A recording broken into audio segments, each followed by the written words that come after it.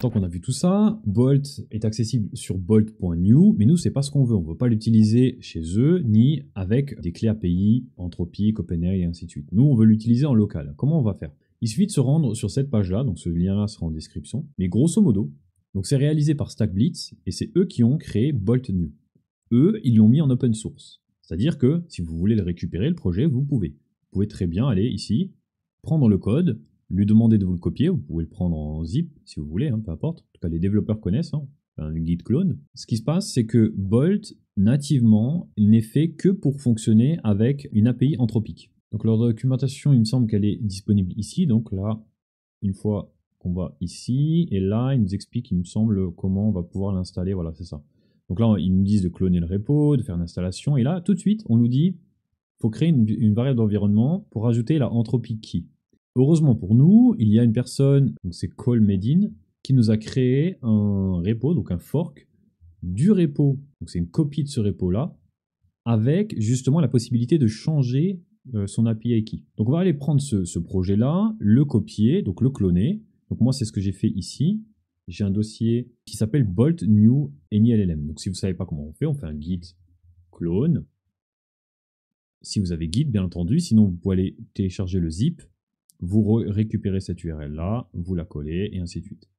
Donc une fois que vous l'avez, il faut rentrer dedans. Là, on se retrouve dans ce projet-là. Ne vous inquiétez pas, c'est pas très compliqué. Ce qui va nous intéresser, nous, c'est de pouvoir le lancer.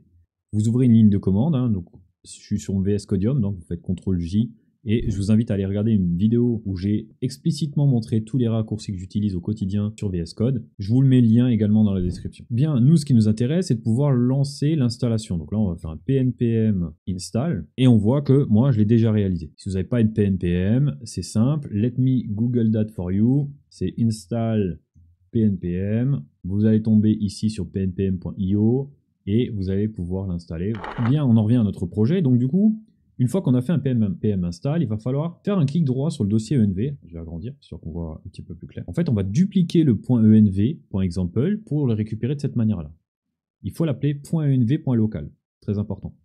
Une fois que c'est fait, ce que vous allez faire, vous, c'est copier, coller. Et nous, on veut récupérer uniquement le vitlog level en debug, histoire de voir s'il y a des petits soucis, et le default num.ctx. Vous allez comprendre pourquoi. On vire tout ça, là. Mis à part le Oliama API base URL. Voilà. Nous, on utilise Oliama, je ne vous l'ai pas fait installer pour rien, et on va supprimer tout le reste. Je le fais avec vous, comme ça, il n'y a pas d'habit de truchement. De base, Oliama, je vous le disais, il est lancé sur le localhost 11434. Donc on peut le remettre ici. Normalement, il devrait le conserver, il devrait l'avoir de base, mais on va le garder ici. Ce default num.ctx va nous permettre de garder du contexte dans nos prompts. Vous pouvez laisser ça par défaut, mais si vous avez une carte graphique qui est suffisamment puissante, vous allez pouvoir augmenter ce chiffre-là. J'ai pas de chiffre ni de métrique. Ce que je vous conseille, c'est de le laisser par défaut de cette manière-là. Testez et voyez un petit peu ce qui se passe. Bien, notre installation touche bientôt à sa fin. Ce qu'il nous faut maintenant, c'est un fichier qui va nous permettre de lier le modèle qu'on va utiliser. Alors, c'est un peu spécial. Là, on va aller créer un fichier qui s'appelle modelfile. Donc vous faites un clic droit dans le vide, vous vous mettez à la racine, vous cliquez ici, hop, pour créer votre fichier. Et donc dans le fichier modelfile, vous allez lui dire from votre modèle. Donc moi j'utilise le 14b et le contexte. Donc le contexte, c'est la même chose qu'on a vu ici. Souvenez-vous, on a vu 32, 24, 12, 6 et ainsi de suite. Et nous, on est en 32 768. Donc vous allez pouvoir lui dire finalement, je veux que du 6144. Donc from, le nom de votre modèle. Et pour le connaître, c'est facile. Vous faites Oliama list. Et vous avez la liste de vos modèles. Donc moi, j'ai le 14b. Je lui dis le paramètre numContext, c'est 32, parce que j'ai envie d'utiliser en 32. Et on est bon. Donc on va revenir sur notre page d'installation et en descendant un petit peu, il va nous expliquer différentes étapes d'installation. Donc là, on nous parle de setup. Nous, on n'utilise pas Grok, ni OpenAI, ni Anthropic, donc on s'en fout. Ça, je vous l'avais dit. Vitlog level debug, c'est ce qu'on a fait. Là, il nous parle de l'utilisation sous Docker, mais c'est pas ce qui nous intéresse non plus. Nous, on veut l'installer sans Docker, without Docker. Donc on a fait un pnpm install, ça a été réalisé. Et ensuite, avant de faire le pnpm run dev, pour le lancer, on nous dit qu'il y a quelque chose de super important à faire concernant les modèles. Et c'est ce qu'on veut réaliser nous. Et cette chose importante, c'est créer ce fameux model file qu'on vient de créer ici. Là. Hop, je ferme les autres. Donc on a créé notre model file à la racine et on veut l'utiliser. Donc là, on va devoir lancer cette commande-là.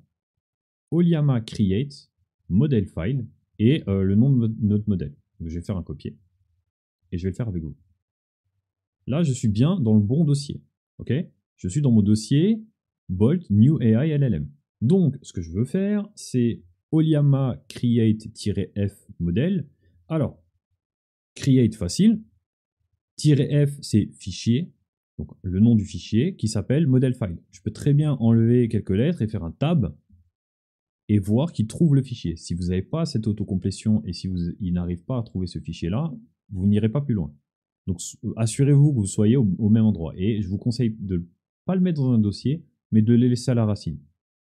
Donc, une fois que c'est fait, on revient ici et on nous dit, voilà, your new model ID. New model ID, pas l'ancien. Donc, on va retourner ici pour faire un Oliama PS ou un list et je vois mon modèle là.